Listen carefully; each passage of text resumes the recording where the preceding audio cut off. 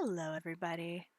We are here for the highway to the Zemus-Zone 9:30 p.m. match. We have a whole new set of racers and mostly new set of racers and a whole new set of commentary and tracking. But I'm going to pass that over to the commentary team, who is rexxraul, billbotics, and tracking is Scala Kitty. Take it away. Hello and good evening. My name is rexxraul. Yes, here for another wonderful race here on RPG Limit Break tonight. We just had a barn burner of a finish in the last one, and now we have Couch 23 back to do double duty, this time against Hippo, Demerine2, and Vitasia. As I said, my name is rexxraul. I'm here with billbotics. Billbotics, how are you doing tonight? Hi, good to be with you. This is the first match I've commentated in a long time, so I'm kind of catching up. Do you happen to know who won that last match? I know Couch 23 was in that last match, but can you kind of catch me up? Couch did win that race, but it was very close at the end. I think we had 3 of the 4 racers in the Zero-Miss fight at the same time. Entering the Zero-Miss fight, it was like a 10-second difference, where Couch was a little behind, and then he ended up making up with it by having the Avenger sword equipped. It was crazy. It was a really good finish, and if anyone didn't see it, I recommend checking that out once the VODs are up. Absolutely. So that means that he only has this one match left, and he'll be at 9 points with that win. So he's probably looking to do that too. And it looks like we're actually on our way with a Palom start. Let's see who this second character is. Oh, that is Kane, and nasty Galvez sitting there in the Beigen spot, but they're given the gift of the Magma Key to start with. Which is a relief. The earlier race that Couch was in before was a hook seed, so being able to have the ease of the Magma Key at the beginning, I'm sure is going to be a relief for all of the racers. Yeah, absolutely. That can kind of be a double-edged sword. Knowing that you have underground access immediately will be a great boon, because you can get to those spots, you can check those shops, you can see what the land of summon monsters bosses are, and but it also may lead you astray, because you may not check all the overworld spots that you're more accustomed to when you're looking for that underground access. And I think we can see who might think that they're a little bit further behind in the standings by the risks that they take. And for one example, we see Vitasia down here going immediately to a guard and cashing in that Magma Key before cashing in any of the chests in Barren Castle that the other runners seem to be doing right now. But this is a play that could reward or put them even further behind. So we'll see. That's a great point. When you're sitting at 2 points and you only have 2 matches left, and making those risky plays is absolutely a great time to try. See if you can locate that crystal early, or at least get a leg up with some info. Yeah, and if you, in the water in Barren Castle, one of the chests holds a dancing dagger, a very nice item for fighting early bosses, especially with a Palom start. Dancing dagger can really carry an early game, so that is an absolute blast to find. Yeah, so finding a rune ring in Barren, a cursed ring. A cursed ring has some interesting uses later in the game. We might get to that later. The rune ring is just an overall very good piece of armor for mages. And they find sirens for sale already in Barren, so that's another relief. Wow, sirens and Magma Key this early. This is kind of shaping up to be a jet seed. It all depends on where they're going to find that Zero-Miss axis and that crystal. Yeah, I mean, we've got a lot of good tools early, but we still need the pieces of the puzzle. Vitasia going through the Sylph Cave, going to visit Yang, which will unlock a potential key item up in Fabul. We'll probably go to the land of summon monsters next, would be my guess. I think that's the first time I've ever seen the command window open and it be completely empty. Yeah, with no items, yes. By going directly to Agart and opening up the underworld, it's too dangerous to open up any of the chests in the Sylph Cave at this point, because there are a lot of trapped chests in there. And those monsters are going to do a number on a party with this low level. Absolutely, and with those damage tiles as well. I mean, you're going to be sitting at 1 hit point, and finding the ghosts they're gonna cast Fire 2 right away. That's an instant party wipe. Oh yeah, absolutely. Speaking of instant party wipes, did decide to open the first chest in the cave to the land to summon monsters and found the 5 warrior fight, the one trap chest in this cave. But that was a reset. But at least now he knows that all the other chests are available and can open those up without any fear of a fight. And Hippos is also making the jump into the underworld as well. Yeah, that is a great strategy in the Land of Summoned Monsters, since there is the only one. If you find it, you can easily check the other chests, as you mentioned. We're about to see the character on Hobbs here, which could be a boon depending on who that'll be. And you should look in the top right to Demerine's screen. And it looks like it's going to be Sid. I always like Sid for the early, like as an early character, because he starts at a relatively high level. But looks like Demerine is taking a reset there. Does not like that fight. Yeah, the football gauntlet takes is a lot of time. just a slog to get through. So I don't blame her.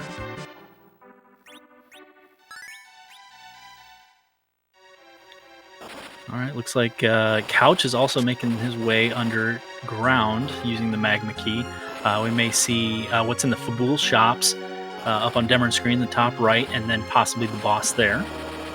Yeah, I found life potions. Yeah, very good item. Want to find those. Depending on what kind of grind the runners end up deciding, that could be useful there, but just a very good safety item in general. Vitasia checked out the Land of Summoned Monster bosses, and it looked like it was the Magus Sisters and possibly the Dark Elf. I mean, it was a quick check, but it's what it appeared to be.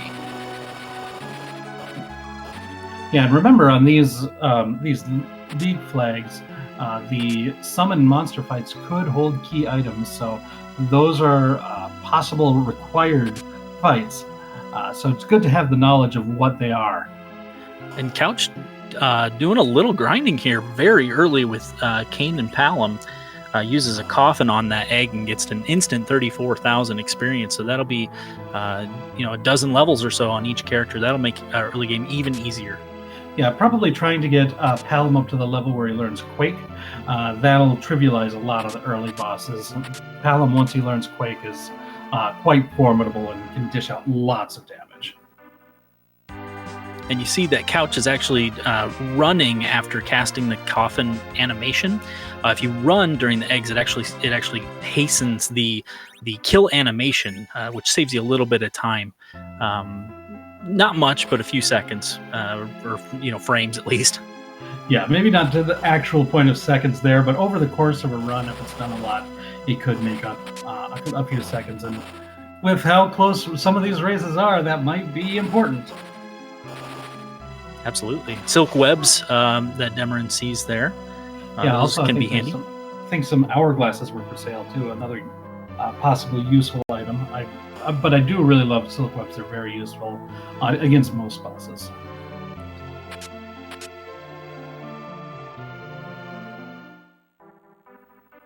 And the Land of Summoned Monsters key item chest was not a key item this time, but it was a ribbon helmet. Very useful item. Very good magic defense.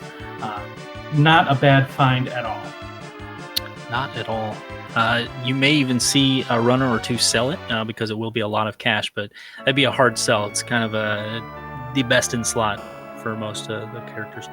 Yeah, that's if they're really short on cash, that might be a thing. But I think with these T3 flags, they're not going to need to sell that. I think they're going to have other opportunities to get plenty of money.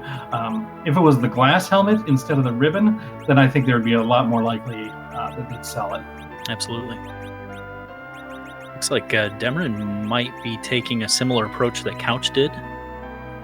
Looks like she has landed near the dragon, the eggs. Yep. Looks like she may be attempting to get a few early levels as well. Yeah, if you've got access to some coffins and some sirens early, this is going to make so much of the game so much easier. If you have to fight things like the Magus Sisters, having something like Quake, which gets around the annoying wall that they have built up, is going to be very helpful. And let's see where Vitasia heads. It looks like the Antlion Cave, so this may be our first look at that boss and the key item that, or possibly a non-key item that hides it. Right. Well, yeah, and this is interesting because, like, in a lot of seeds, the antlion is one of the first checks that we see, but it's with the magma key being the free item right at the beginning of the game, less priority was placed on this this antlion cave. I think since none of the characters know the spell of exit, they're kind of avoiding it because they just don't want to have to walk out of it. And I can't blame them. I still do like it, though. There's a lot of chests in there. Absolutely. It's a relatively short dungeon. It's an easy boss at the end. So I do like the play from Vitasia here. Yeah, with that magma key to start off with, we are seeing maximum route divergence, but we are seeing a lot of similar paths amongst at least 3 of our runners here, doing underground very early on Fabul, as well as Damson. It looks like Couch is taking on the boss that'll be in the Fabul Gauntlet slot, so we'll see what we've got there. Hippo is also doing that grind on the eggs as well.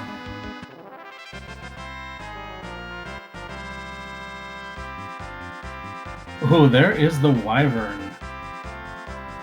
But Kane able to get the Star Veil up and Palom, so it looks like they're both going to be able to survive this Mega Nuke. Luckily, that is a relatively slow spot. They were able to get in and not get Mega Nuked out of existence there. And I would wager that getting those levels from that egg kill did help the agility a little bit to get them to that speed. That's a good point. I'm not sure where he picked up the Star Veils. They must have been in a shop if he had multiple. Yeah, I think it was in the Land of Summon Monsters shop, if I recall correctly. Oh, okay. And it looks like that the past was in Fabul. Yeah, and that's a fantastic find. Now, just a crystal away from go mode at this point. A Darkness Crystal. So Fabul holds both of the directions towards the battle against Zemus, but not the answer to it yet, unless Sheila happens to hold the crystal as well once Wang Yang gets whacked on the head. Fabul is just a bunch of secret Lunarians all along. And so it does look like the run that Vitasia made early into the underground might not have been as beneficial as hoped, just because of the fact that now all the other racers have been able to do that little bit of Siren egg grind to get their Palom to a much higher level than Vitasia has at this point. So that might end up biting him in the end. We'll see. I also saw Zeus Gauntlet on Vitasia's screen. I'm not sure where he picked that up, but that's a very nice item to have for Kane this early on. Yeah, Mist Dragon. Does find the Mist Dragon a very interesting find in the antlion. Hippo is also going through antlion, but I know that if runners avoid this cave, this could be big, depending, because this could be a potential of 2 different key items now instead of just 1. Nice to see Palom dancing with Derek Mist there. Very, very nice. 2 shots with the dancing dagger and the jump from Kane. And it looks like a hook. Well, if we find some tails, that's going to be very nice. But it does open up a free character in Eblin Cave as well. Yeah, and the shop there, although I'm not sure what they'd be looking for at this time, perhaps Bacchus wine, but they do already have access to sirens and life potions. So we may not see any Eblin Cave dipping, but who's to say? Yeah, it kind of depends on how they feel about the characters. I think that's going to be the primary reason that somebody might dip there at this point.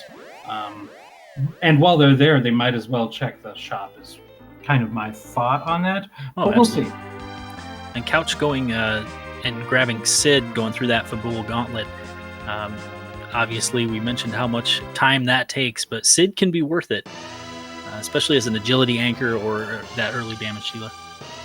And also, he has very good HP growth. It's very easy for him to survive big bangs. And so if you're able to find something like Cure 3s, he can do some healing work as well. So, absolutely. Couch lucky to get a heal potion drop off that gargoyle in the Fabul Gauntlet. Well, looks like Demerine's going to go take on the Baron Inn, which looks like it is Vanilla Vanilla Karate Man, excuse me, along with a moon boss of the Lunar. Well, we don't know if it's Vanilla Karate Man. We know that Yang is that's right. the person that we get, but we'll see if it's Vanilla Karate Man there. I hope it is.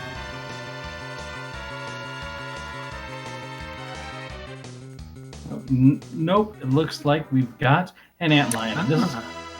This is a relatively difficult spot for the antlion because this is a pretty good physical attack, but the magic that Palom has learned might be able to get Demerine through this fight. We'll see. That's a pretty fast spot too. Even with those levels, you might see antlion put out a lot of damage very quickly. But they're Quake able to get the job done. So very nice. Yang and Sid can fill similar roles in a party. If you're planning on taking him to the end, they both have very good HP growth. Sid doesn't have as much like damage potential, I would say. Yang's a little bit better on that, but Sid is a lot better in the early game because you need the levels in order for Yang to be useful that way. And if you're talking about agility anchor, as you mentioned before, Sid's going to be better in that way.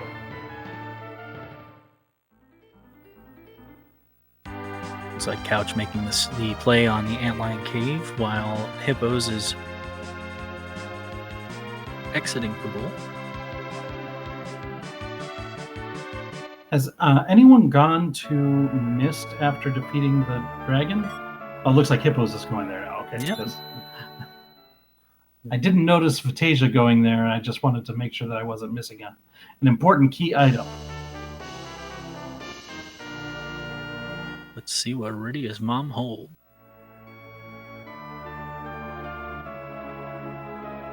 Oh, it trolled me for a moment. It said crystal. That's a crystal ring. That's not the crystal. Crystal ring is one of the best pieces of armor for non-heavy armor wearers. It's just like between it and the protect ring, either one of them you're just really happy to find. Yeah, it gives bonus to stats, and anything that gives bonus to stats is a great boon to have. Now Hippo's cashing in that darkness crystal, going to head up to the moon. Almost certainly going to check to see who the free character is up there, and we'll see if they decide to dip and check any bosses. Probably also check the Hummingway shop. 16 minutes in, we have moon access and underground access. This is exciting. Yeah, we'll see if the crystal is also easy to find, because that's now what we're looking for. It's almost like there's too many options at this point. This is anything but a railroad seed. Yeah, this is one of those seeds where anyone can make a certain play. None of the decisions that you make as to where to go is necessarily wrong, but whoever ends up making the lucky right choice is going to be rewarded pretty good. And we're also going to see that free character on the moon. Interested to see whether Hippos just grabs the character or sees what's in Cave Bahamut. Really, the world is their oyster at this point. Well, the world and the moon is their oyster. Touche.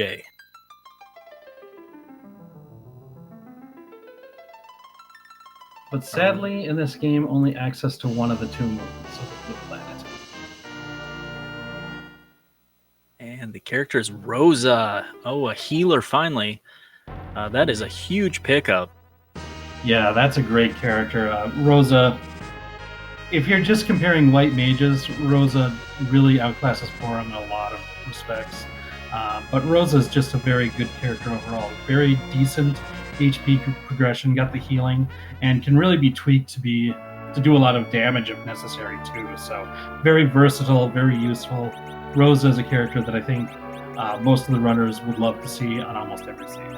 Absolutely. Looks like Demerine's going to be taking on the Fabul boss as well. Going to see Wyvern. Hopefully she picked up some star veils.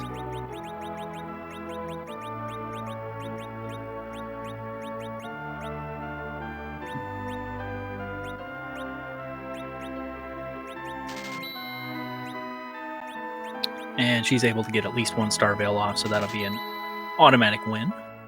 Yeah, especially this early in the game. If you get one off, then you're going to be fine.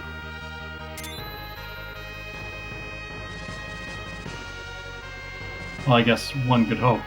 That wasn't enough to wait off the Wyvern.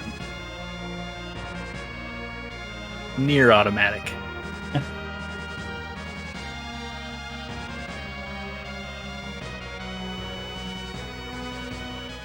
It looks like Hippos is heading back to Earth.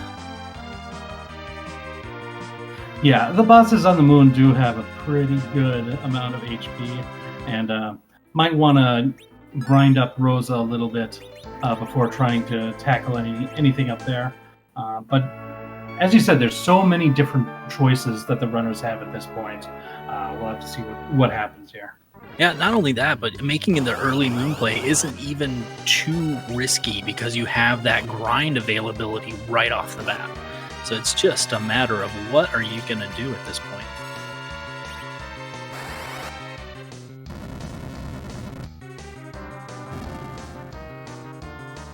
Yeah, I think clearly there's not a clear option as to where this is pointing you. There's an item in the tower that they have access to. There's an item in Mount Ordeals that they have access to. There's the two bosses at the bottom of the Land of Summoned Monsters that they have access to. There's the Dwarf Castle. There's everything on the moon. Like, all of these options could lead to the crystal. And Demerine as well as Couch now have the Earth Crystal. They can go and check for those two characters as well as a possible key item. As well as a huge treasure trove at the bottom of Toria Castle. Oh, absolutely. And on T3, that is a very good thing to do early on. I still consider 20 minutes pretty early on, so it wouldn't surprise me to see that treasure trove maybe plundered by a runner or two. Well, it's interesting because you're only 20 minutes in, but you know you've got the magma key. You know you've got the pass. You know you've got these things that might make people think, oh, am I really still early in this seed, or are we nearing the end? Absolutely. This has a possibility of being a real jet seed. Yeah, if I was racing this, I would be sweating at this point. Yeah, this especially when you're racing the caliber of people that are in this race, and you've got this sort of access early. This is scary. Yeah, the amount of talent in the runners in this round of 32 cannot be understated. Or overstated. I'm sorry. This is going to turn out to be a wonderful race, just given the options and seeing what paths they take. It's really going to be, given how many options there are, I think it'll be a good lesson for those wanting to learn how to run this game or competitively race. See all of the options each of these runners take. And we do see a rune axe among the items in the treasure trove Victoria, the best weapon for Sid in the game.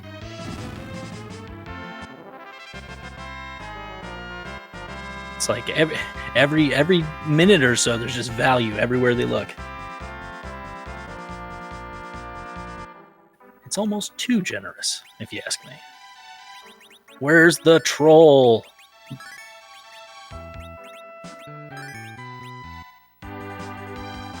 It looks like Couch is checking the treasures down there, all of them. Looks like, and that's leading to a full inventory, which can be very easy to do on when you have that J flag on and all of those Japanese items that you may be picking up, especially when you're checking a lot of chests. Yeah, inventory management is one of the major bosses of this game. Absolutely. And I did see Vitasia in the lower right escape the old lady boss in the Kaipo Inn. That is another one of the bosses. Looks like Dark Knight Cecil is at the Sand Ruby spot.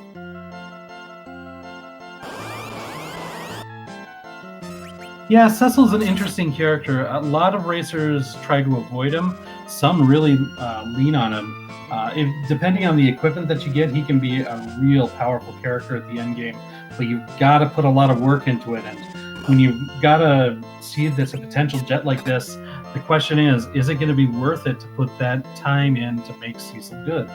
Absolutely. And just the ordeals is such a slog, kind of like the Fabul Gauntlet. You got to face 3 bosses, and if you don't need to absolutely go to ordeals, you want to avoid it if possible. And having Sid as your agility anchor, or if you have someone in mind as your agility anchor, if that's something you're concerned about, Cecil is a tough sell at that point. And seeing the Water Hag as the first fight in the Dwarf Castle is a real lucky find. That is an easy fight because that's one that's basically free. And that's a spot that's not necessarily an easy spot. The Calbrain Adult is not a pushover location, so getting a free boss there is good, and the second boss is usually easier. And it looks like Leviathan is the first boss in the Tower of Zot, which we will see on Couch's screen in a moment, and Demerine is currently fighting with two similar but a little bit different parties. It looks like Demerine may be on the way to taking that boss out. It's pretty close at this point. It looks like Hippo rewarded with Edge in the Dwarf Castle as well. Oh, wow. That's a good find. I talk about Sid being good in the early game because he starts at a relatively higher level. Edge starts at an even higher level and is very fast, hits hard, often has an AoE with his flame attack if necessary. So versatile, so good. Another one of these characters that a lot of the runners would love to see in almost every scene. Absolutely. And Rubicante in that spot is just an absolute pushover. That Fire 2 not doing any damage, and that Glare only did 300 damage to Edge, so this should be a relatively quick fight. Yeah, too bad the Ice 2 spell hit while the cloak was on, and Rubicant does absorb everything when that cloak is on. And Couch has encountered Leviathan. It looks like Demerine is about to see who the 2 characters are at the top of Tower of Zot. It looks like Sid, our duplicate, will be one of the characters. Demerine actually did not take Sid at Hobbs, so that's got a time save there for her. Yeah, that's a good point. Demerine decided not to fight the Bull Gauntlet because of time, and so didn't get Sid early like some of the other runners did, but now has the opportunity to pick him up here. As well as Porum, the other healer. So both Demerine and Couch will be running into their healer. Now, if they choose to go Moon, should they need to, it would be kind of a decision point there whether or not to replace Porum or to have 2 healers, but having that healer now, we have 3 of our 4 runners having that healer. It makes it much easier once you find the crystal to be kind of in that go mode. Yeah, I think there's a lot of runners of Final Fantasy Free Enterprise who don't feel comfortable at all getting towards the Zemus fight without the White Mage. And maybe even some in the top 32. I'm not sure about that, but it does make that fight a lot smoother. There's a lot safe. Less. Yeah.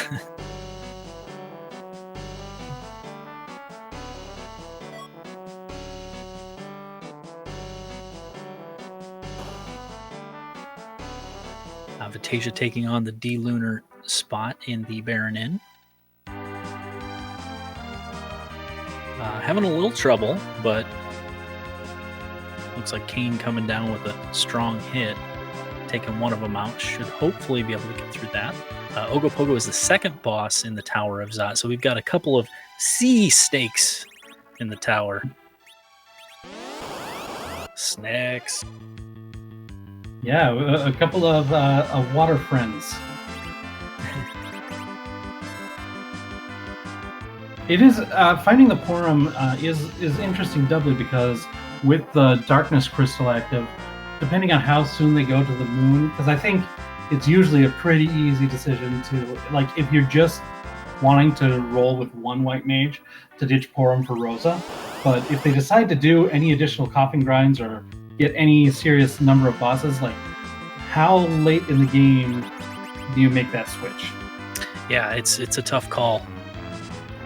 It's important if you've got levels pumped in. Although with the X2 flag, it does make it a little easier to swap out, since you know that character will get an even bigger experience boost.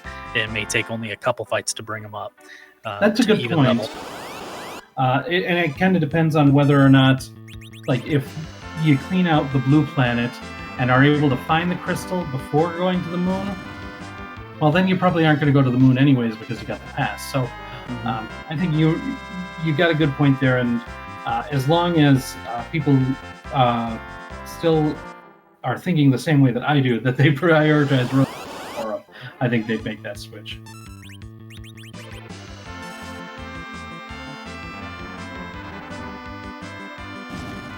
All right. We're going to find out what was at the end of Tower of Zot here in just one moment. I am waiting with bated breath.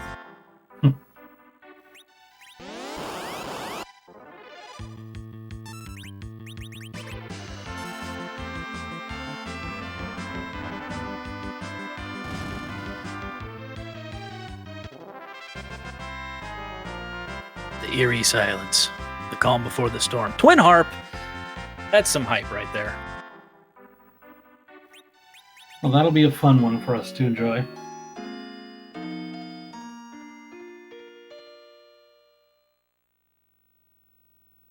Currently, Couch 23 getting blazed by Ogopogo, or Agapago as I call him sometimes.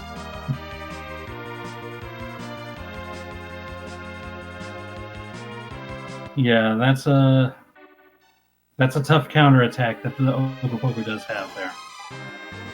And my stream is buffering a little bit, so if I'm a little behind or if I'm missing anything, I apologize. It does look like Demerine is going to Kaipo to check the item shop and possibly cash in that Twin Harp already.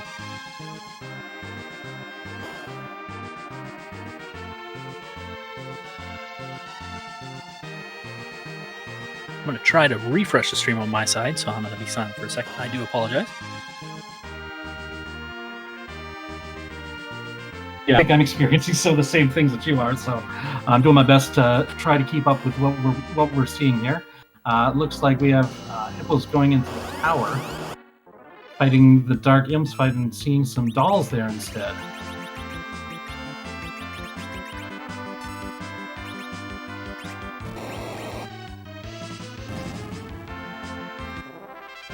And Demerine's screen with the Mom Bomb fight, we do see one of the advantages of Porum, especially in the early part of the game over Rosa, in that if you have Pal in the party, you got access to twin magic.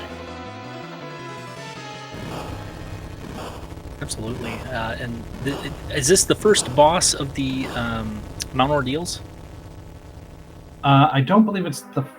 Well, it might be the first. I lost count. I lost count at 0, so we can see how well my counting skills are. I should go back to Sesame Street to learn a little bit about that. But whichever fight it is, Demerine was able to take out the bombs. Yeah, that was the first one, yes. All right.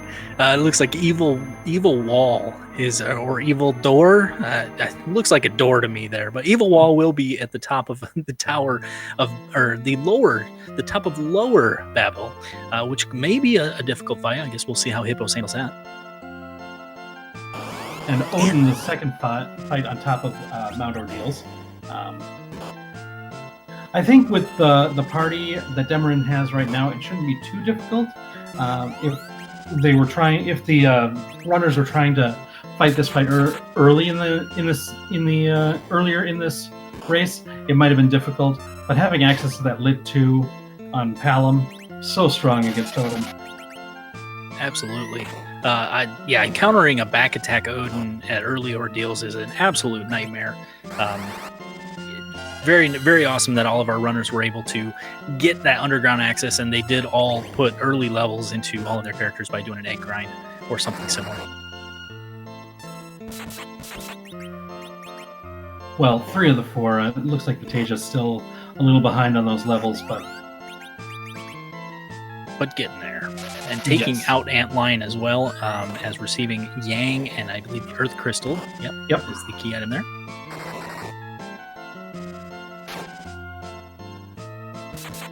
And Hippos has put a decent amount of grind in already, and I think is going to be making pretty short work of this this evil wall of the Dr. Luge spot.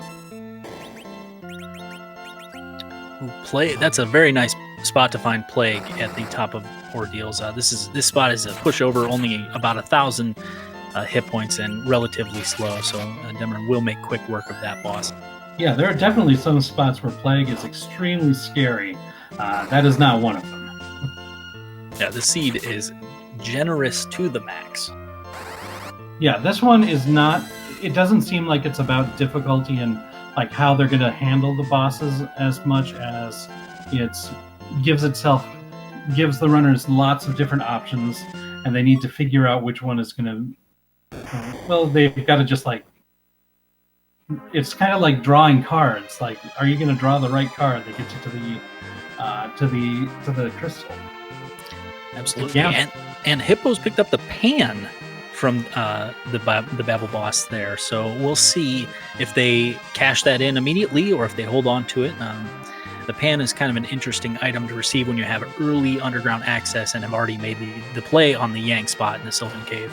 It's always kind of in the back of your mind, do I do it now or do I hold it off? So we'll see.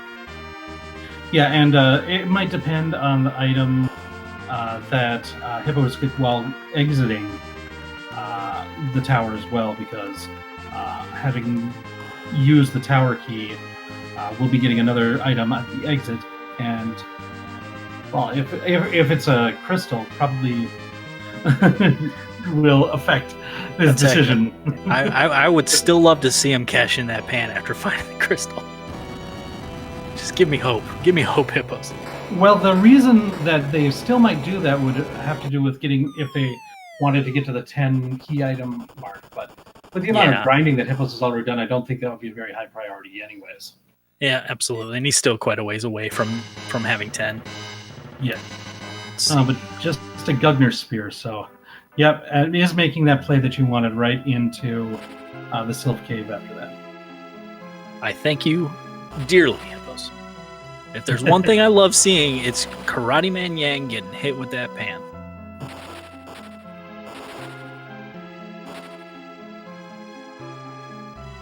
And it looks like Demerine is going into Cave Magnes. So we'll see if we can get some music going on.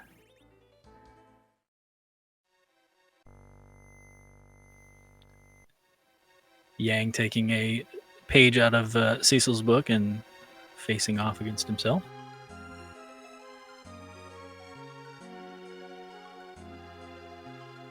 Couch also heading into the magnetic cave with the magnetic field in effect. Vitasia finding the Dragon Whip, which will probably not see use due to Rydia not being available, and it'd be kind of a hard sell to pick up Rydia and level her at this point. Yeah, I think if you've got Palom already, then there's not really a whole lot of reason to take Rydia, unless you found like a Bahamut or something summon at some point. It's just tough to keep her alive in the early levels since she starts at level 1. It's just kind of tough. So that Dragon Whip will probably be sold for quite a lot of money.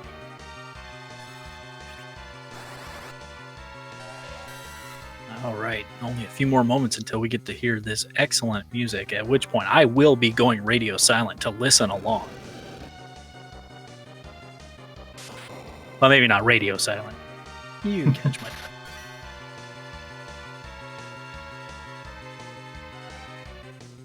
I understand what you mean.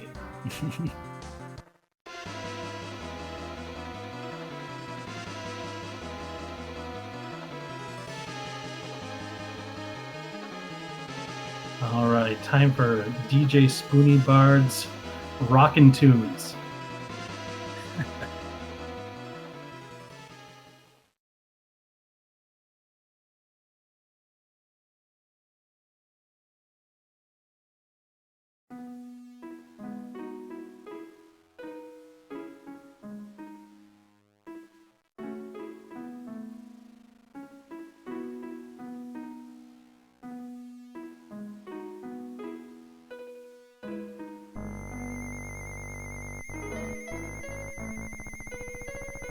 And it seems like for the second race in a row, we get some Final Fantasy VIII hype music. We got Eyes on Me tonight. We had Man with the Machine Gun in the earlier race on RPG Limit Break tonight. And now we've got Eyes on Me. So There's a request from chat for commentary to sing, so I'll let you take that away, Rex. Oh, I can't do it because of the timing with when I'm hearing the sound and when they're doing it, it would make it sound even worse. And I don't have all the words memorized.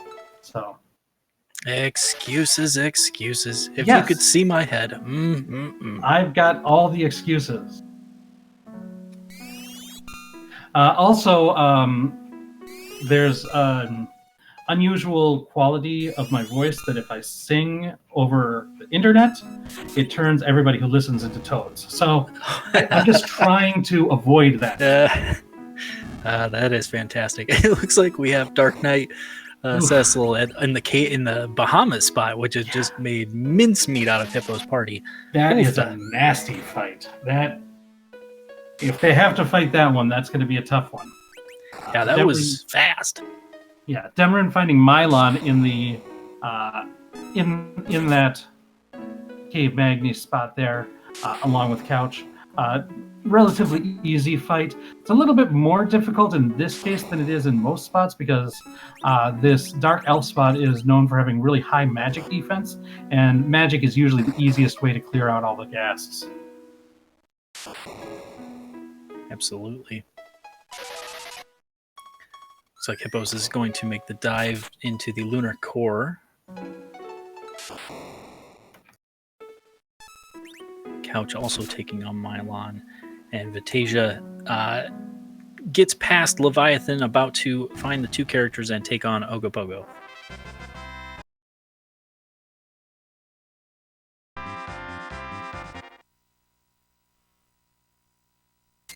And Hippos, did you see? Hippos actually checked a chest there. That's dangerous, in my opinion, but at the level, fortune favors the bold. At the levels Hippos is at, I don't think it's all that risky, especially considering making the play towards the Pale Dim fight instead of the other direction to go. It's a relatively short one, so I think the only real dangerous fight would be like the Red Dragon, Blue Dragon fight. That would be very scary. Most of the rest of the trap chests, I think, at the levels that Hippos is at, could probably take care of them. Oh, sure, yeah. It is a lot of time, though, too, depending on what you'd get and whether or not you'd want to reset out of it. That would be the counter argument. Mm-hmm. Yes. Finding the elements in the Pale Dim spot, using Blink, it's always a useful spell against enemies that use primarily physical attacks. Yeah, hitting for about 700 on Kane there. This should be an okay battle. Hopefully it will pay off, as it may take a little bit of time to take it out. Couch going through the Lunar Whale cutscene on his way to the moon. And Demerine doing some egg grinding. Yeah, and we'll see if Couch does make the switch and pick up Rosa. What would you do? Would you pick up Rosa at this point? I would pick up Rosa, but then I'm not good enough to make the top 32. So, but I kind of went over a little bit earlier. Rosa's just an extremely versatile character overall. Can do decent amounts of damage. Has the ability to heal. Has decent HP growth. A very good inventory draw. For equipment, I think she's just very good overall. Agreed on all points. That HP growth is an exceptional difference. Ooh, that glare in the Rubicante part of the Elements fight, nailing Hippos. That was a rough one. Yeah, the Elements proving to be a little harder than I first had imagined. But any boss you find on the moon, other than your automatic wins like Water Hag, can pose a serious threat in any of those spots. Oh, without a doubt, yeah.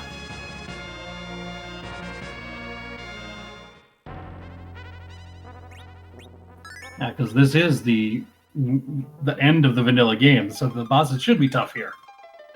Hippo's going to make another play at the Dark Knight Cecil boss. Let's see what happens. Well, it looks like Vitasia may have wiped to Ogopogo as he's currently doing that cutscene again on his way to that boss. It looks like Hippos is going to use the Cure 3 stats of trying to just keep one character healed while trying to survive the 3 waves of darkness. And I believe this will pay off. Yeah, this might be the only way to win a fight like this. That is a nasty Dark Knight Cecil fight.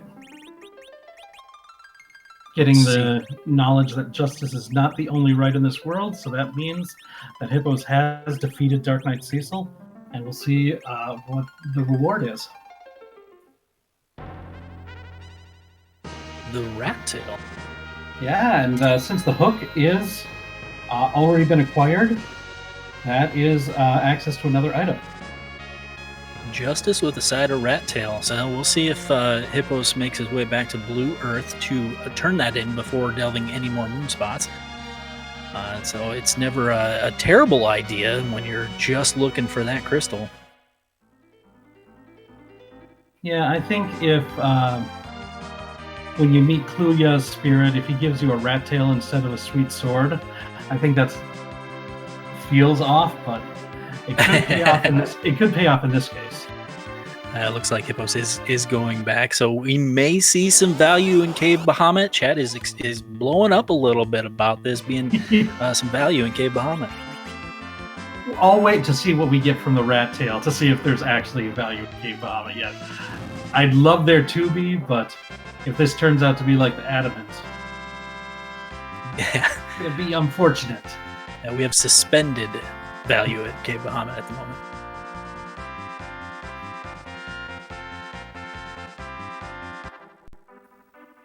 Demerine making quick work of Rubicon as the second boss in the dwarf castle. I can't remember what was dropped there, so we're about to find out. I believe it was an item. Oh, the ninja robe from the rat tail. It's good, but yeah, it's no crystal. It's not nothing. It is an upgrade, an equipment for Edge, but it's not what we were looking for.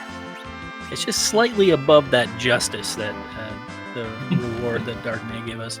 Yeah, I think what the real reward was the advice that Kluya gives.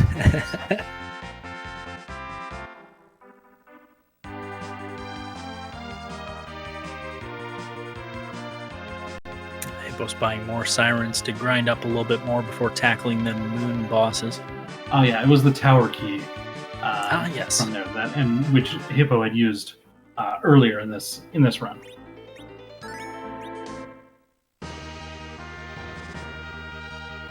To be rewarded with the Gungnir Spear, I believe. Yes, the Gungnir Spear is what you got from using the tower key. Yes. Demerine is going to make that climb on the Tower of Babel and find the evil wall at the top, while Hippos is finally cashing in the reward for cracking Yang over the head with that pan. No, Tower of Zot. There we go.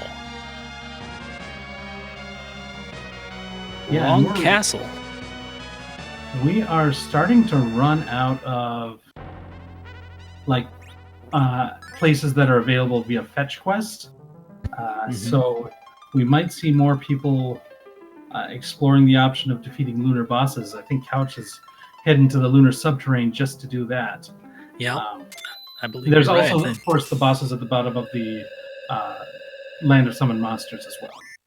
Yep, which I will remind everyone that is the Magus Sisters in King Leviathan spot and Dark Elf in Queen Azura spot. Surprised that there hasn't been any play on that Queen Azura spot with Dark Elf. If you have anyone that can cast Weak, of course, they don't yet, but they do have the Sirens to grind to it. That can be a relatively easy boss to fight. Yeah, that is a lot of grinding on Palom to get there, though. That's true. That's very true. Okay, so Couch is at the Pale Dim spot, which we'll remember is the Elements fight. And we'll see if Couch has better luck than Hippos did there. Hippos wiped on this fight to full party glare from the Rubicon spot of the Elements. And Vitasia going to work making some omelets there. We'll see how many sirens he goes through to level up his team.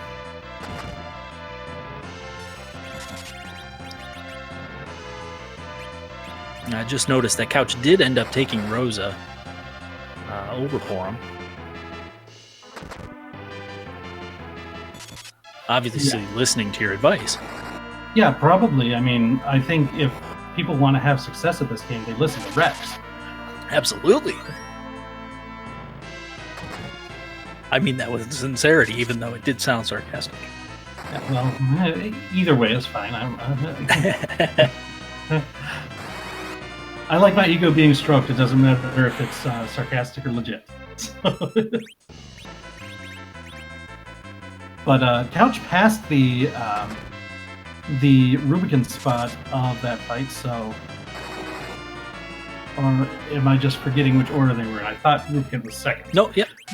Yep, okay. You're right. He's all the way to the fourth form of Valvalis, and Demerine2 freezing there for a moment, but still working on that evil wall. Yeah, a little bit lower levels than Hippos was when fighting the same fight, so it might be a little bit tougher for her than it was for Hippos. And Couch does prevail through the elements, getting just a boatload of EXP and a shot at a key item. Let's see what we have here. Oh. Leviathan Summon is not what we were looking for. It's pretty much just GP at this point. But that boatload of experience is relevant. This is like one of the other advantage of checking all the lunar bosses. They do give considerable amounts of experience, and that can make the grind time a lot lower. That's absolutely.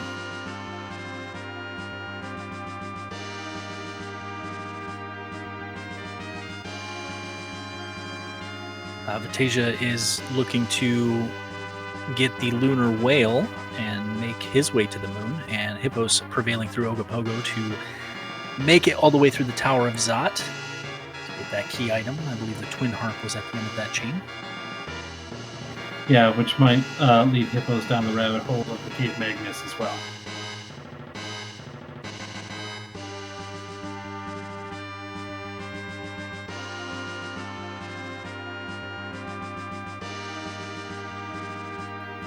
And Vitasia, after doing that grinding, is now unlocking the big whale and will find Rosa up at the top. So,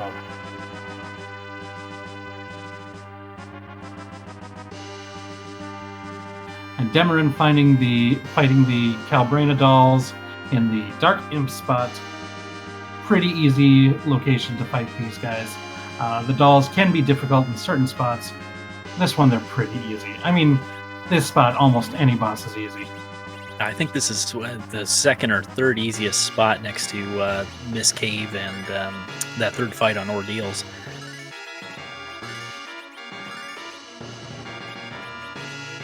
Yeah, that sounds about right.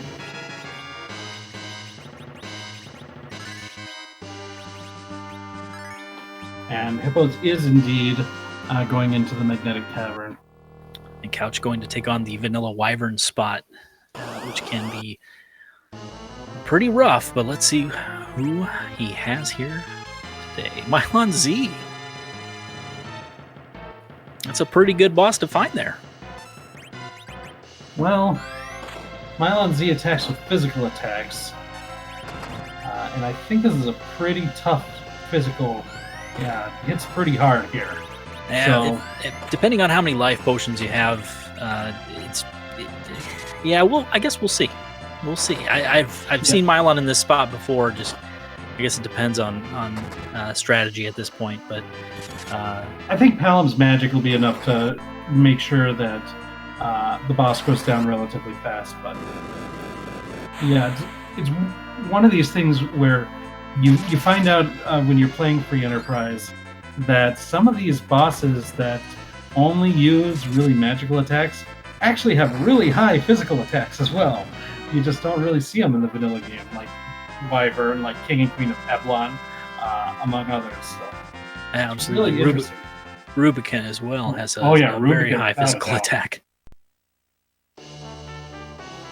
Makes quick work of Mylon Z and is rewarded with the light sword.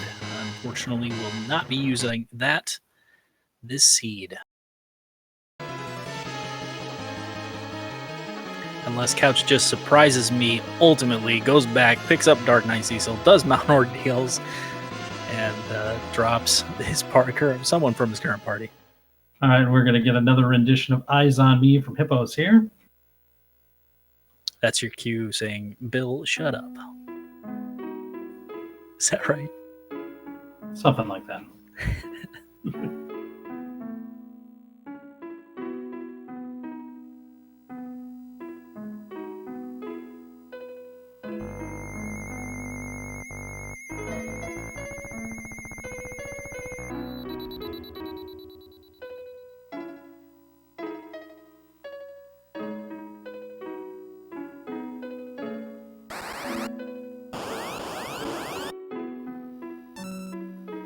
It's a real treat to be able to hear this multiple times.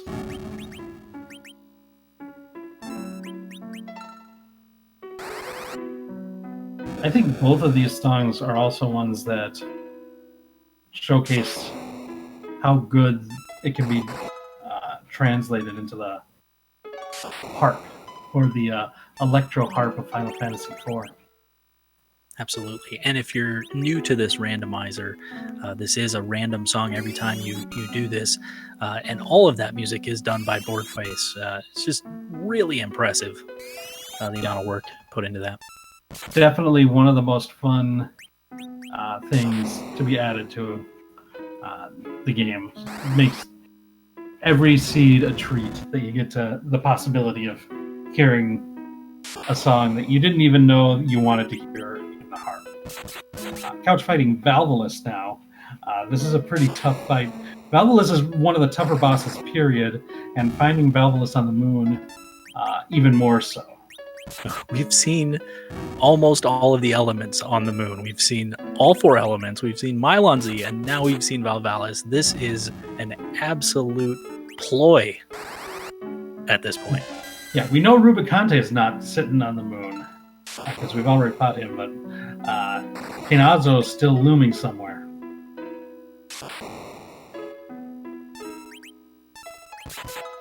Yeah, got a question. Did we find Mist Dragon yet? Yes, we did. Mist Dragon was found very early in the Antlion spot, but did not give us what we need, and what we need is the crystal. I believe it was an item, just a normal item like an armor. I believe that's where the crystal ring was. That was it. Yeah. Oh, and there's a Bahamut summon. And the Baron Key Couch pulls from Valvolus. Another rabbit hole to possibly go down. Ooh, and Couch is exiting, so might be going down that rabbit hole, leaving, if I'm not mistaken, leaving the last 2 bosses there still. So. Yep. And we do know that Golbez is the first boss in Baron. Whether or not that's scary in the Beigen spot, I'm unsure. Hopefully he still has some Starveils just in case. Well, at the levels that Couch has now, I don't imagine he's going to be particularly difficult. He'd still be annoying. Oh, yeah. But I don't think it's going to be a boss that will be particularly difficult for Couch.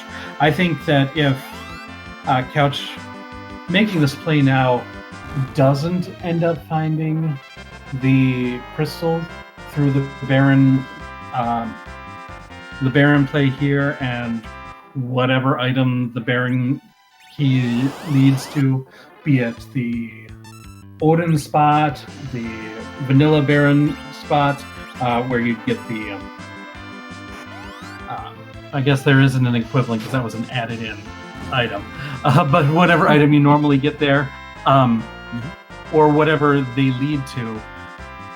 I think those last couple bosses on the moon are always going to be in the back of Couch's mind.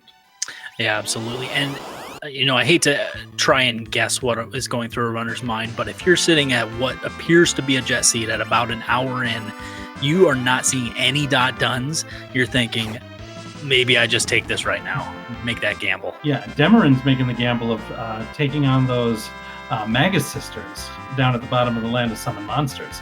Not an easy fight here either. Yeah, not at all.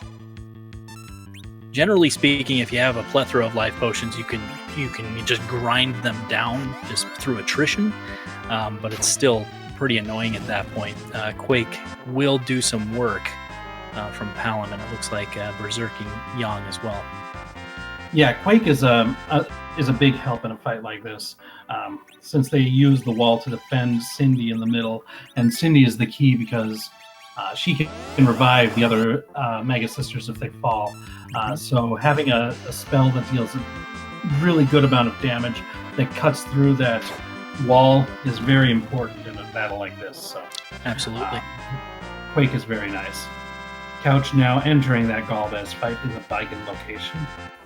And what you were speaking to earlier about him being very high level for this spot, he actually jumped with Kane and landed before the script even took place. So you are likely correct in that this will not be too difficult for Couch to overcome.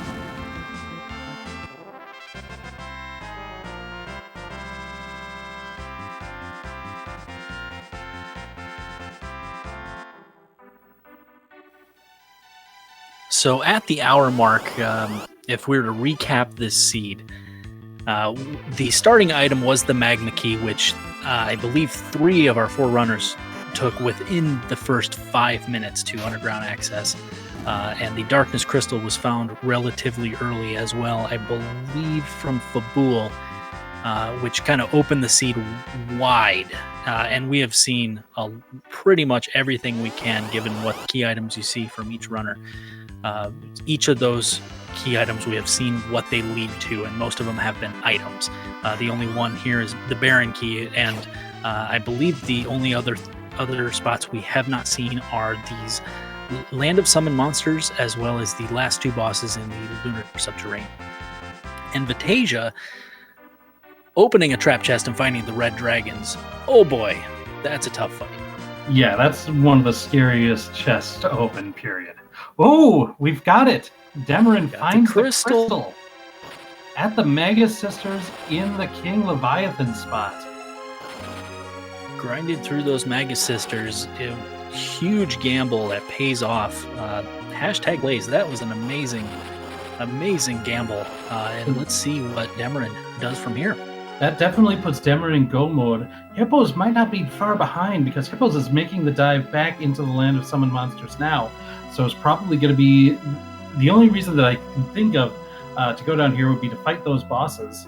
And heading straight to the library. So Demerine is now doing the final grind, it looks like. So we are, looks like we're nearing end game here. Yeah, it's going to be race to that Land of Summon Monster Leviathan spot for Hippos, because we see Couch back and rest before taking King's spot, and we'll likely check the spot as well. And all the NPCs getting in Hippos' way to get to that library. Yeah, this is a very close race right now. Hippos is a higher level right now than Demerine is at, but has that boss fight to go. So it just depends on how long the grind is going to last for Demerine, because I don't think Hippos has much more of a grind to do, if any, afterwards. And Vitasia taking on the Fabul fight, which was Wyvern. Wyvern, yeah.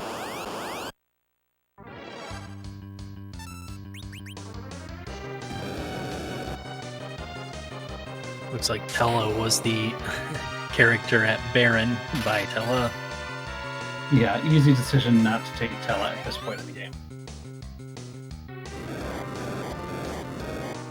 But now we know this Baron key is not going to lead to the crystal for Couch.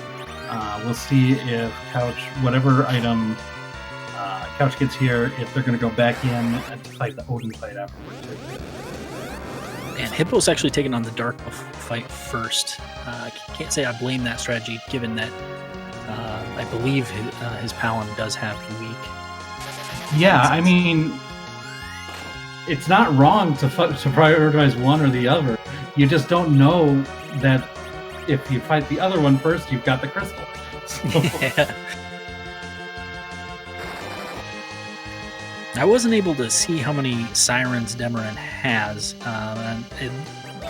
Likely, since Porum is the main healer for Demerine, she will be looking at raising the HP a little bit higher than probably our other runners, which could come into play here with Hippo's hot on the tail. Well, that's part of it, but as noted in chat, Demerine's Porum does have the crystal ring and a ribbon, which is going to make it a lot easier to survive. When Absolutely. You see the Stardust Rod, the reward for beating the Dark Elf, which is a very useful weapon for Palom, but it's not a crystal. It is not a crystal. It will beef up them nukes from Palom, which can make a difference if they are neck and neck. That little bit of damage can come into play, so it's not exactly a complete bust. It's also going to boost the quakes in this Mega Sisters fight. Oh, absolutely, yeah. And Demerine does have the 10 key items, getting the full 68,000 experience from these dragon eggs, and Porum does learn white there, inching ever closer. It looks like Demerine has 4 sirens left, likely going to use them all, and then probably take a shot at Z. That sounds. See how Hippos fares. That sounds reasonable. Yeah, those quakes are doing a lot of damage for Hippos there, and the level 2 magic that the Mega Sisters are reflecting off is not really strong, relatively speaking, compared to the HP levels that Hippos is at right now. And Couch finds King and Queen Evelyn in the Odin spot, and not getting a whole lot for his troubles. Yeah, right now it's definitely between Hippos and Demerine. So we're going to see a lot of it's dependent on this grind versus this fight. Because looking at the HP levels, I don't think Hippos is going to do any more grinding after this fight. I think Hippos is going to go straight to Zemus once that crystal is acquired. So it just depends on how many more levels that Demerine wants to gain. And I think we're going to have a really quick, a real close ending to this race. Yeah, this is heating up. It's getting exciting. Stay tuned. Do not leave your seat. You're going to want to see this finish.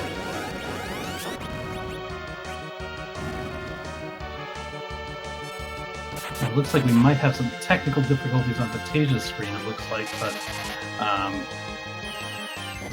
I don't want to take away from the closeness that we have between Hippos and Demerine here, too.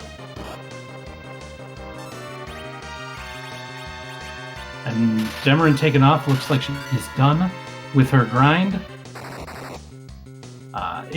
If so, we should see her heading... Oh, well, she looks like she's going to guard first. Maybe there's an item there that she needs to pick up at the shop. But hopefully she's going to be heading into Toria soon to cash in that pass and go straight to Zemus. Okay, picking up some silk webs and some ethers, it looks like. Yeah, likely going to use at least 1 or 2 silk webs on Zemus to slow him down. And also get that counter nuke. And Hippos does get that crystal. Boy, it's hard. Find it hard to breathe. This is so exciting. Yeah, this is real close. They're both basically ready to go, and you see Demerine flying over towards Toria. It looks like she is going to, assuming there's no more shopping It looks like she's going to be entering the Zemus fight slightly ahead of Hippos. Maybe. Looks like she It's is close. doing agility management. That might give Hippos a little bit of a lead if he's already done that. Let's see.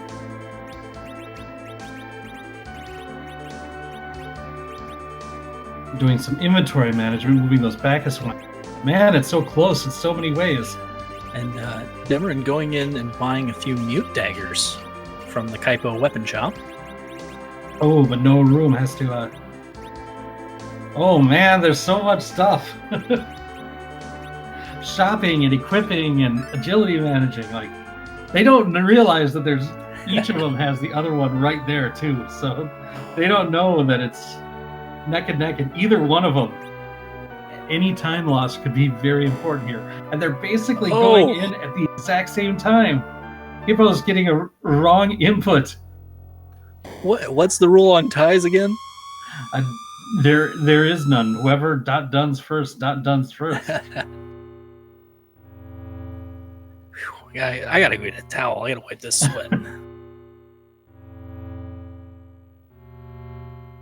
Looks like Vitasia's making his way to the Twin Harp location as well. About to hear that wonderful Eyes on Me from Final Fantasy VIII. Little consolation prize for him for doing the Magnus Cave. And now we see the one of the other fun Easter eggs put into Final Fantasy Free Enterprise, the Z flag, which changes Zemus' sprite to some random sprite. There's tons of them. A lot of them thanks to the person who's doing our tracking tonight, Scala Kitty, putting in hundreds of possible sprites. Now the battle script is exactly the same. It's just what it looks like is different.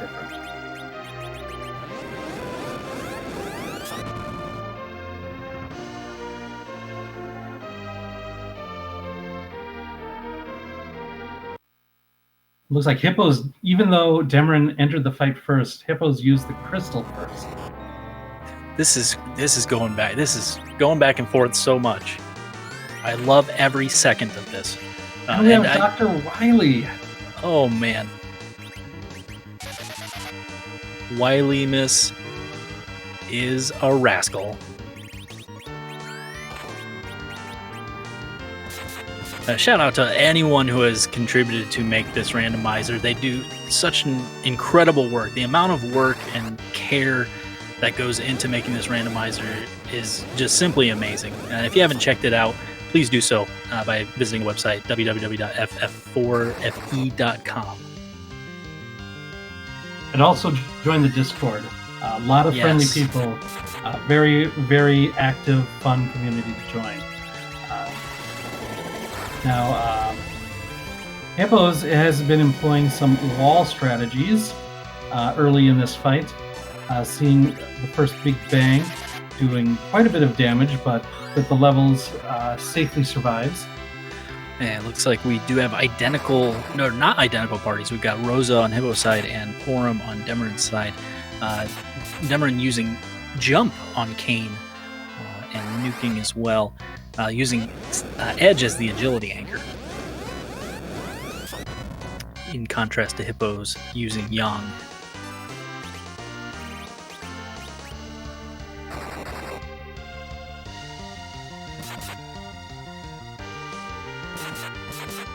And it looks like Demerine successfully nerfed a Big Bang, whereas Hippos just ate the full amount of damage. And figures at this high level, might as well just take the damage and heal afterwards. Yeah, with those HP values, I don't blame him.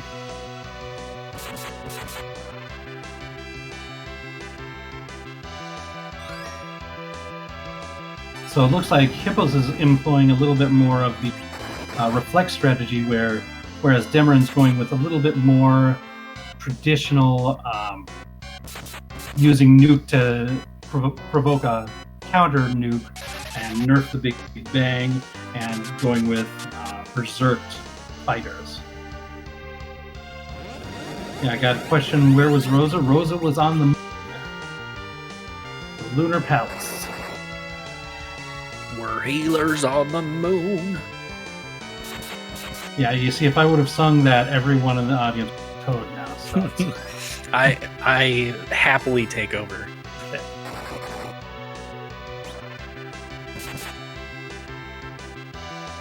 Couch doing the lower tower of Babel, killing Evil Wall, and now taking on the dolls to get those 2 key items, or that key item and Gugner Spear.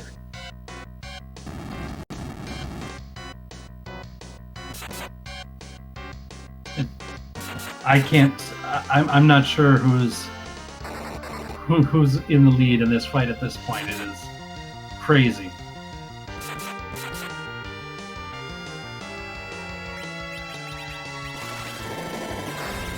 My guess is it's Hippos, because Hippos has all 5 characters standing, so that's more characters who are doing damage, but it could be either one. Yeah, it's really difficult to say at this point. I have not been writing down damage numbers because I cannot.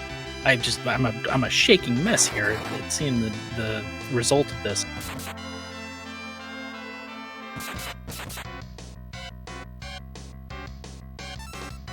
And that might be a full power Big Bang on Demerine's side. It certainly was. And that did knock out Palom, but not Porum. So this is definitely recoverable for Demerine.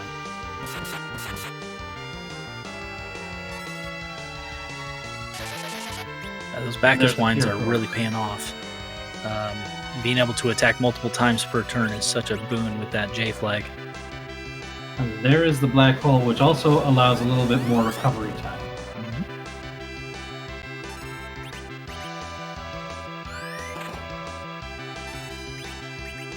Palom taking only 800 damage from that counter nuke.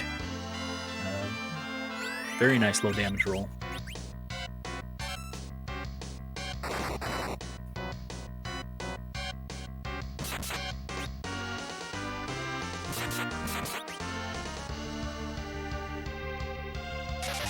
Couch picking up the package from the Sylvan Cave, likely not going to turn that in, still hunting for that crystal. And Vitasia mopping up the Dwarf Castle. Ooh, Hippos is in the Meteo phase. Oh, there we go. Meteo phase is typically a good sign that you're about to finish, as there's only about 10,000 hit points left for Wiliness. And that is it. We have our winner. GG's to Hippos. First place in this race. This was, and right as Demerine is entering the Meteo phase, so this was super, super close. Hour 15 minutes 55, great time for Hippos. Well played, Seed. This was a great race. Just a difference of 13 seconds, 1:15:55 and 1:16:08. That was incredible. Yeah, this is this is amazing. This is really good. I suppose we should see if we can get them both in here to talk about the seed and get them in for an interview.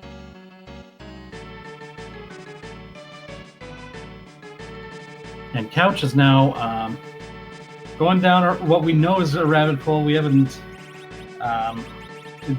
gonna fight the bosses at the top of Mount Ordeals. Not gonna end up very well.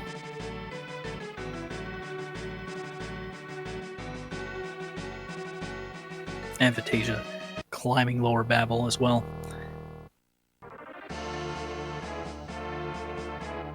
Asking, was this the closest finish? I'm not sure. It feels like it might have been, though. This is real close. 13 seconds.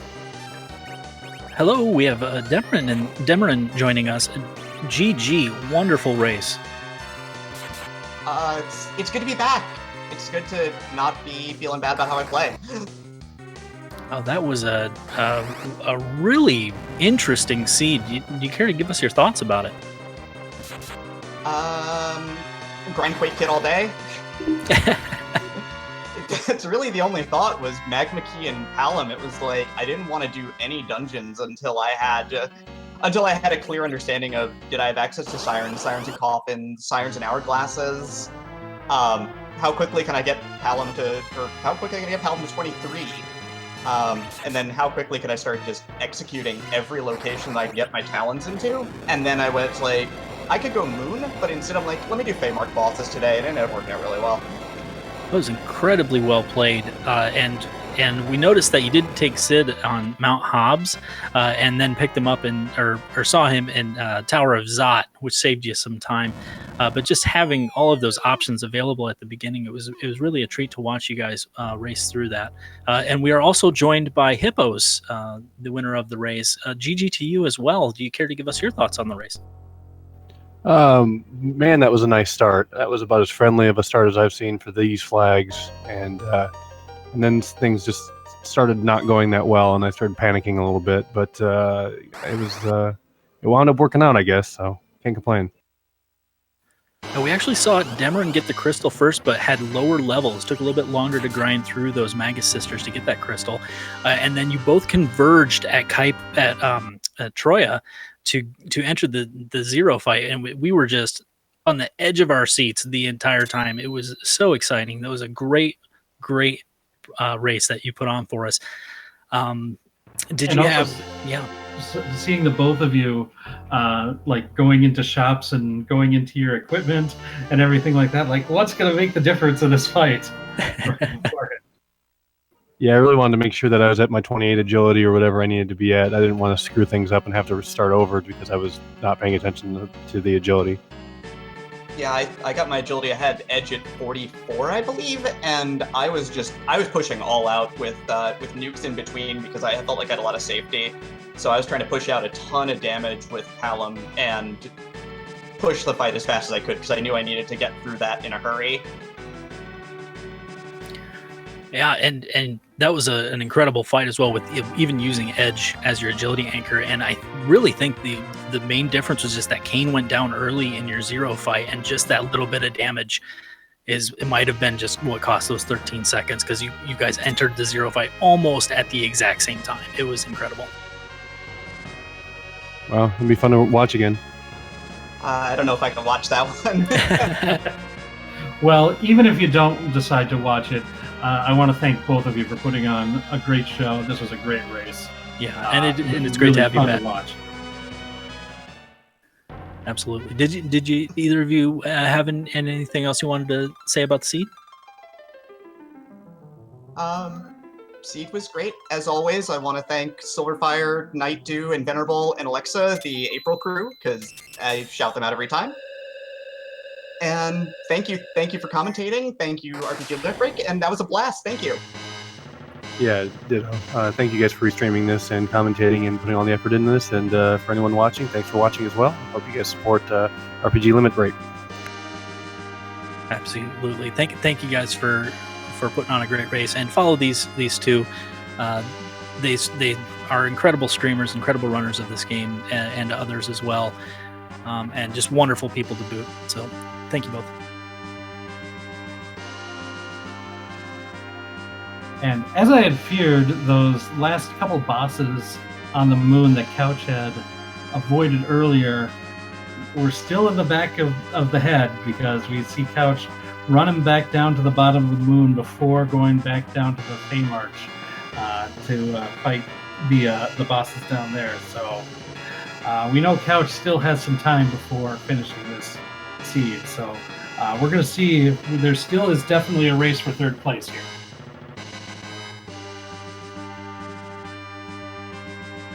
I will get to see those final two bosses, so that is going to be a treat.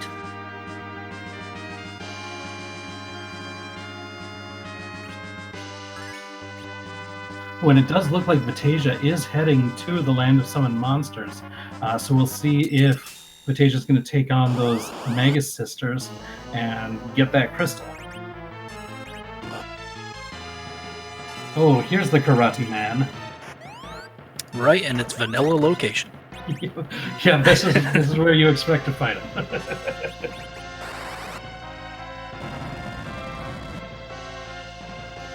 Looks like that kick is a pretty manageable damage. Yeah, what are we supposed to say? Is this even randomized?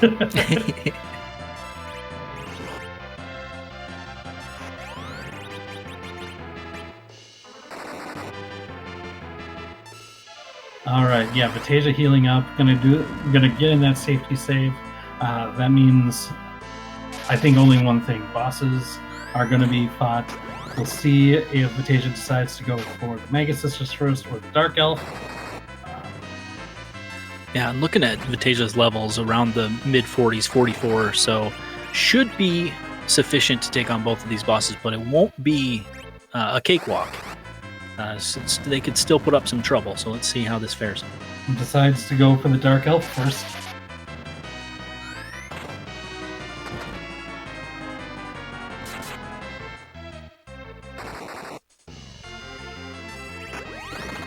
And Karate Man Yonk's still taking a beating from Couch's crew here. Yeah, it doesn't look like it's a particularly dangerous fight for Couch, but these moon bosses do have significant HP, so it'll take some time. Just a complete and utter sponge.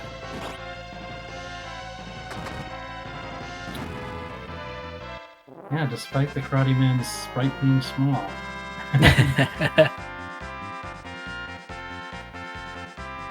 And get some levels to boot for beating it, as well as Palom learning weak, which is good news for Couch. Well, I guess if he decides to take on Dark Elf first. But getting rewarded with the spoon, and I missed the other item there. I believe it was the pink tail. Oh. Usually an item you're welcome to see, just the animate armor, how are you going to turn that down? But when it's this late in the seed, that's just more time spent. It's a great find, but when you know that two people have already finished, that's not what you want to see.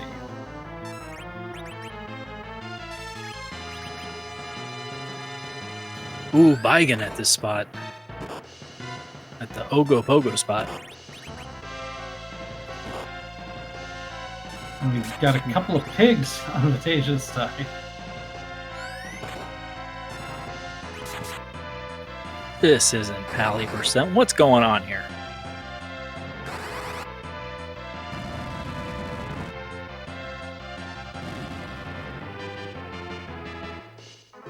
Piggy percent.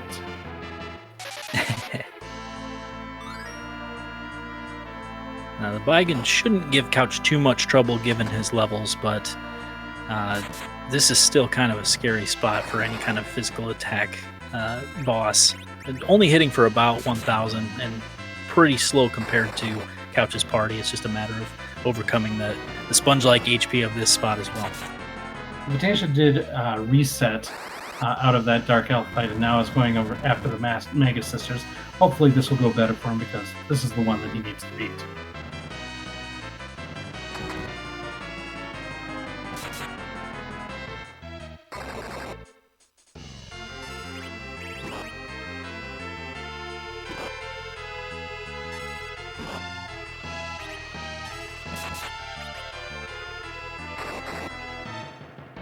Making use of those quakes, doing quite a bit of damage to these Mega Sisters. Using the quake should make this not too tough of a fight for Vitasia here. And Couch prevailing. 122,000 experience, only to be rewarded with the adamant.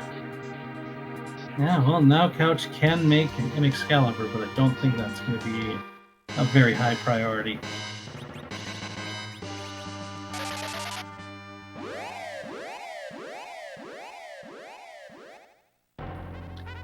This will, I believe, be a 17 of 17 for Couch, although, and depending on whether he checks Cave Bahamut here, we're going to see either a 16 out of 17 or a 17 out of 17. That's a lot of numbers I just said out of my mouth.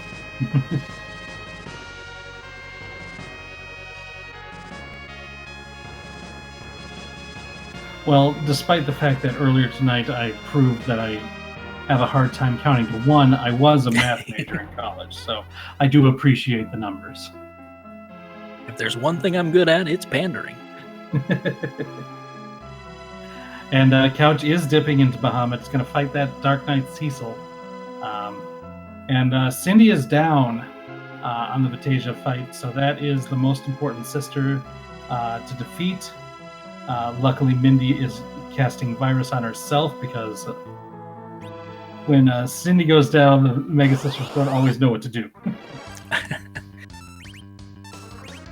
And now Vitasia is going to be in go mode, getting that crystal.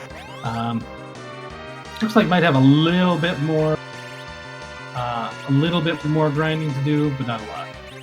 Yeah, I believe entered that fight with everybody at like 44. Yeah, got a couple levels on everybody, but yeah, Rose is sitting at 41. I would take a few more levels, especially if I have the Sirens to spare. Yeah, absolutely, I would too. So it looks like Couch is going to be able to survive to the Justice speech, get that rat tail, might cash it in for that ninja shirt, who knows.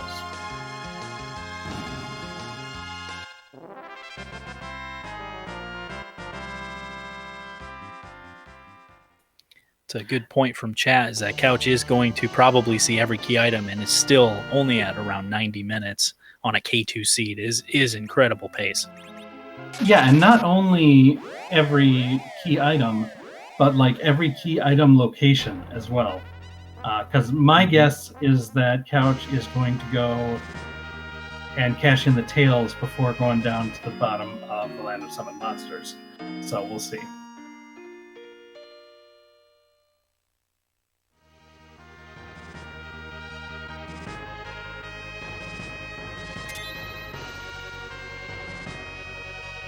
And it looks like Vitasia has chosen Sid to be the agility anchor, and is killing him off before defeating the egg, so that his experience and agility is halted at a spot that Vitasia is happy with. And now is just going to finish up the grind, get a few more levels for Palom and Rosa especially, and just to the point where he feels comfortable in the fight against Zemus. And Couch was headed past a guard, so I thought maybe I was going to eat some words and have him go down to the summon monsters first, but no, decides that he does want to cash in these tails, so he's heading to Damcian. Gonna activate that hovercraft, pick it up, head over to the Silver Area region, cash in both of those tails. We'll have a suit of adamant armor, which is not going to be bad for the Zemus fight, but yeah, it's just unfortunate that the routing that Couch decided on is just not what's going to be the best for this seed. And if I know Couch, he's probably thinking right now, maybe I should just go around and open every chest too. If you're gonna do everything, you might as well do it 100%. What is it, 398 chests? Yeah, something like that. Yeah, 399, I think. Oh well, I said I have a hard time counting to ones.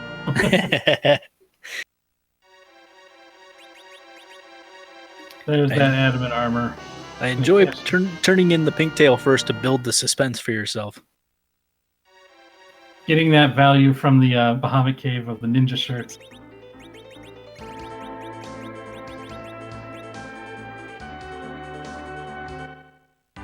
Putting the adamant armor on Yang. That is going to definitely make him a powerhouse for that Zemus fight. Yeah, it's a great target for that adamant armor. Boosts the agility, boosts the strength, which is huge in Yang's damage. Probably do 3-4k a pop here if he's berserked.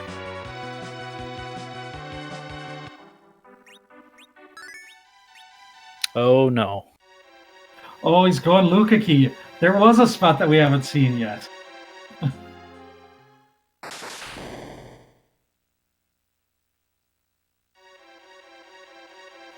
Trying to would this be Kainazo then? I think that's the only boss we haven't seen. Of course, there is a boss that's dropped due to the water hag fight not being there. Right, and I don't know if did we see anybody go into the vanilla Mist Dragon or Octoman spots? We did not. Good point. Yeah, so I still got about a 20% chance that this. I told myself I wasn't going to do any more math, and here I am. But I'm saying 20% chance it's going to be Kainazo. And we've got some in the chat reminding that no one's entered the Giant of Babylon, a couple bosses as well. So. Well, 13% chance of seeing Kainazo. There is a % chance of seeing Kainazo.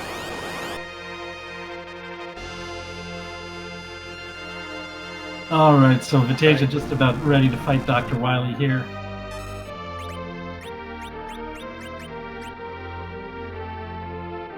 Now the thing is, I don't think we're actually going to see the boss from Couch because once Couch checks this item and sees that it's not the crystal, he's just going to reset. So we're not even going to see Kainazo here. But I think we can just make the assumption that it was Kainazo. I'm gonna go into this seat and find out afterwards. I promise you that.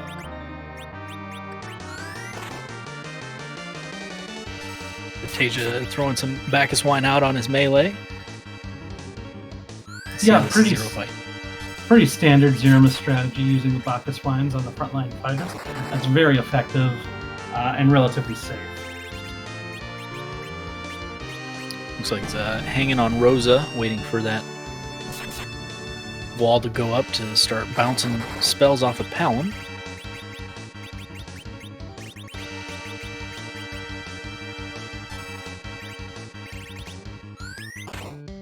Couch using the in to heal up.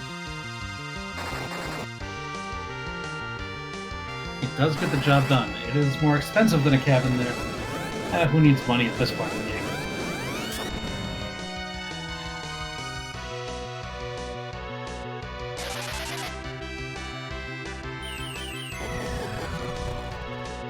That white spell had such a long cast time, but it does do a tremendous amount of damage. So hopefully this strategy will pay off for Vitasia. And you were correct, Dark Elf is the first choice for Couch of the 2 Land of Summon Monster bosses.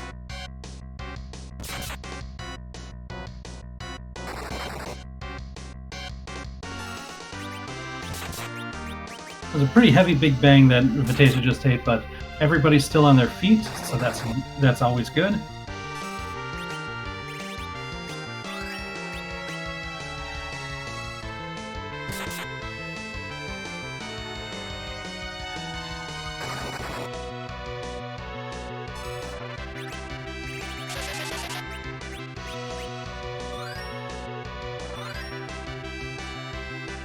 And there's the Cure 4, and Vitasia is now back and healed. Everybody up.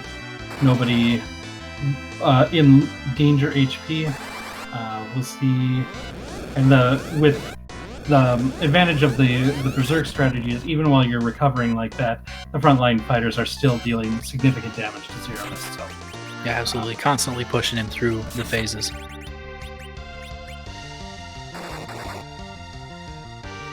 Couch defeats the Dark Elf with just Sid as a pig. The rest are still in human form. Gets that Stardust Rod.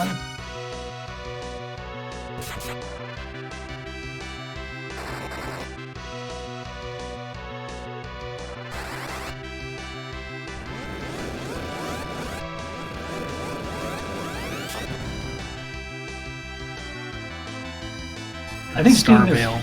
Oh, sorry. Go ahead. That Star Veil just lasts an eternity. Sorry.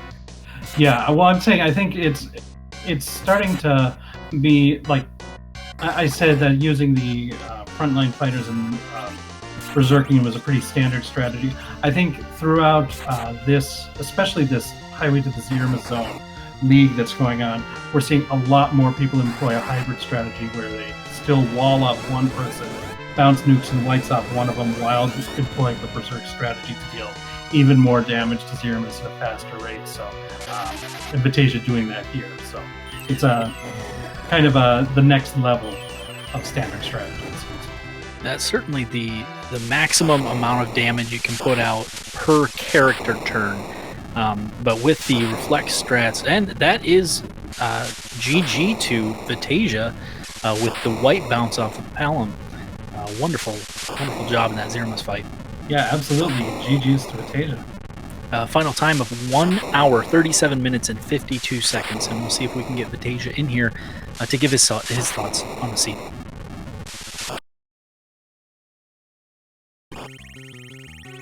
And Couch in basically the last possible place that could hold the crystal, and it does hold the crystal. Well, we know it holds the crystal.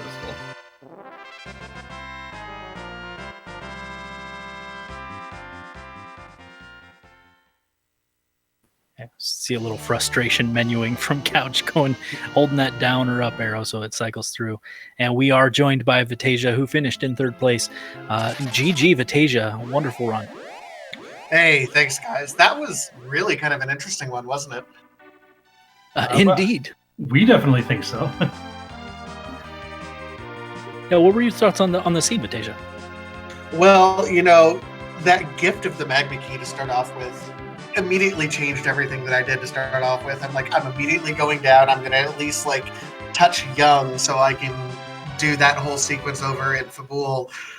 And then Wyvern was there when I'm not even remotely ready. So that was fun.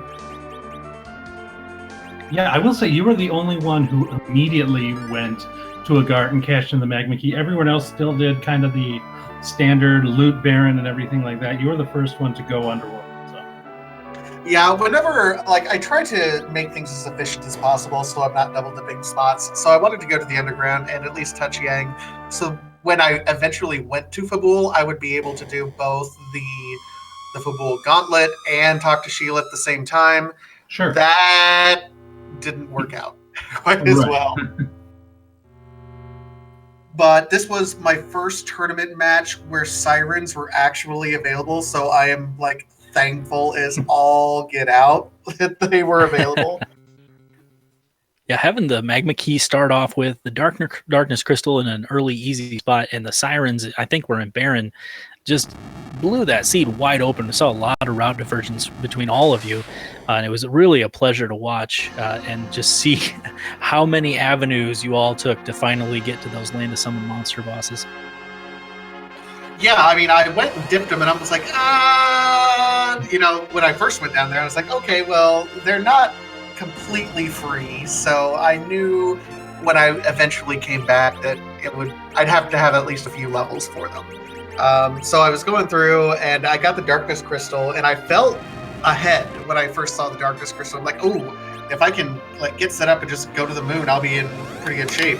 And then I got to the moon, and as I always do, I underestimate what I need for the moon. So I came back down and found the pass almost immediately. I was like, well, I guess I'm going to stick around here for a bit. Well, it was wonderful to watch, and that seed just looked like it was a blast to play, just with so many options. When I'm given those kind of options, I almost have analysis paralysis, where I'm like, what do I do? There's too many things to do. But you all handled it just beautifully, and it was a wonderful race to watch. Did you have any final thoughts on the seed? It looks like this is your third race. You still have one left, and I believe this puts you at 6 points.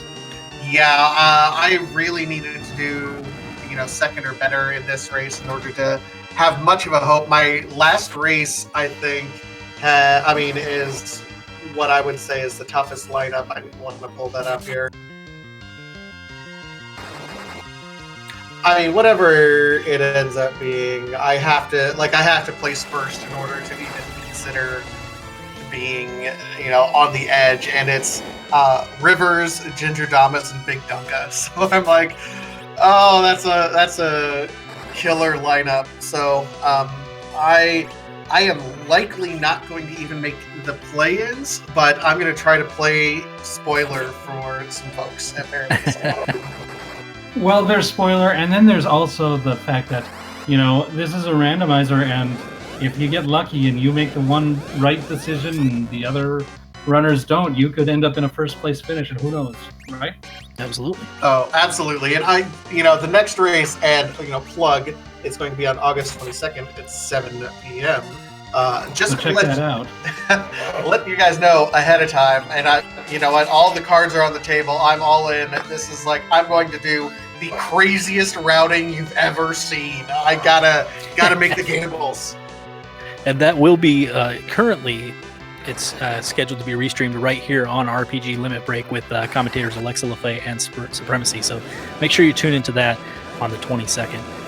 Well, it was a pleasure to watch your race, Vitasia. Thank you again for joining us for an interview.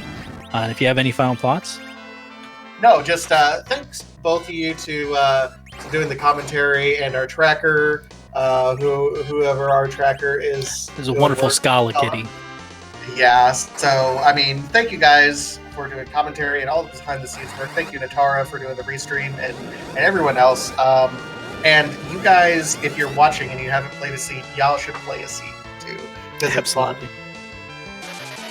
All right, well, thank you for joining us. All right, thanks, guys. And it looks like Couch did make his way to Wily Miss and is making quick work of him. I did forget to ask both Hippos and Demerine about their remaining matches and their point totals, just because I was so into that finish. But I believe that was Demerine's last race, and Hippos has 2 more remaining. Yeah, I'm just pulling up the schedule right now. Looks like Hippos has a race scheduled for the 21st at 10 o'clock Eastern. Yep, so that's with the Big Dunka, Gobahi, and Supremacy, so that'll be a very good matchup. And it looks like Couch, I believe it's just defeated Wily Miss. So GG to Couch. Full seed. Yeah, Couch did everything possible. The final time is 1 hour, 44 minutes, and 43 seconds. We'll see if we can get him in here to grab his thoughts on this seed.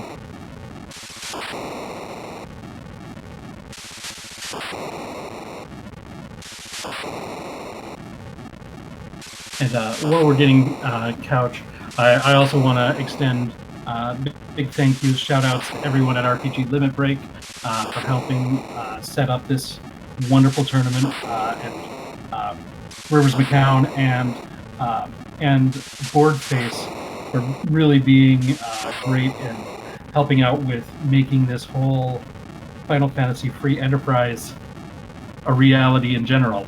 And of course, everyone behind the scenes, Natara and Scala Kitty tonight with the restreaming and tracking. And I believe we have Couch 23 in for an interview. How are you doing, Couch? Jeez. Oh, I'm doing all right. Good. It's really fun going 18 out of 18. Yes, you definitely went everywhere.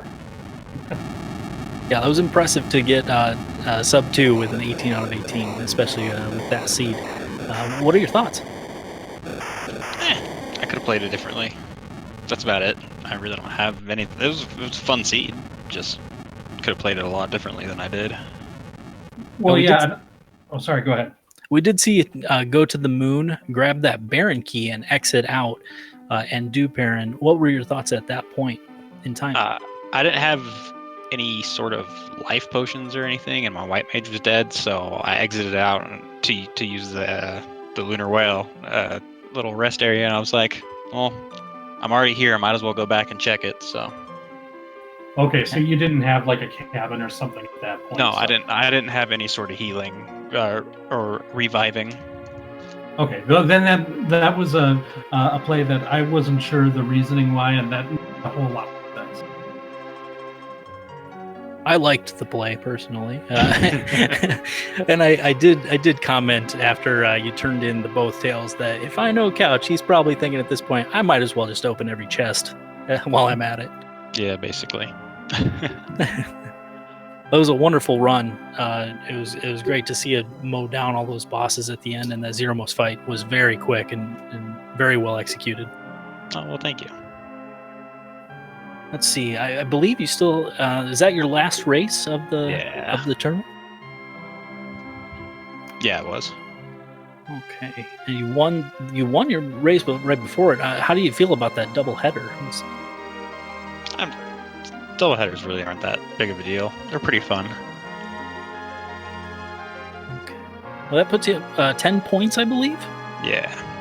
It's a pretty good spot to be sitting with all 4 matches in. How do you feel about your position right now in the tournament? No, I know I'm gonna have to play a play-in, so might as well keep practicing. Oh, absolutely. Well, good luck to you, sir. Well, thank you. Yeah. Did you have any final thoughts? No, that's it. Good GG to everybody who finished the seed, especially Hippos and Demerine with that really, really close finish. I can't wait to watch that one. Yeah, it was definitely. I mean, you were involved in a couple of really exciting races tonight, so. Oh yeah, definitely. Absolutely. GG again, Couch. Thank you for joining us. And I did want to make a correction. Earlier, I did say that I believed it was Demerine's last race, but no, she is actually racing tomorrow in the matinee. So make sure you tune into that as well. It's August 19th, tomorrow at 3 o'clock Eastern, right here on RPG Limit Break. And that is actually, I believe, the next scheduled race on this channel. We've got commentary from Ovakjam and yourself, rexxraul. Yeah, Ovakjam and some guy who likes himself. A great singer, as I've been told. Oh yeah, my voice is beautiful. I just can't use it. But once again, thank you to everybody. Make sure you follow all of the runners who are here tonight. Everybody on the back seat, on our back seat. Well, I'm sitting down, so I'm thinking about seats. Everyone behind the scenes. My commentary partner, billbotics. Everybody has been a joy to work with and a joy to watch. I want to thank everyone for watching tonight. I had the pleasure of watching it firsthand. I hope you guys enjoyed it too. Yeah, that was an absolute blast. I echo every one of your sentiments. Scully Kitty for tracking, Natara for restreaming, RPG Limit Break for restreaming just a ton of these league matches for the round of 32. It's just been an absolute blast to watch and be a part of. And obviously my co-commentary, rexxraul, you were a pleasure to work with. And I believe we're going to be wrapping it up here soon.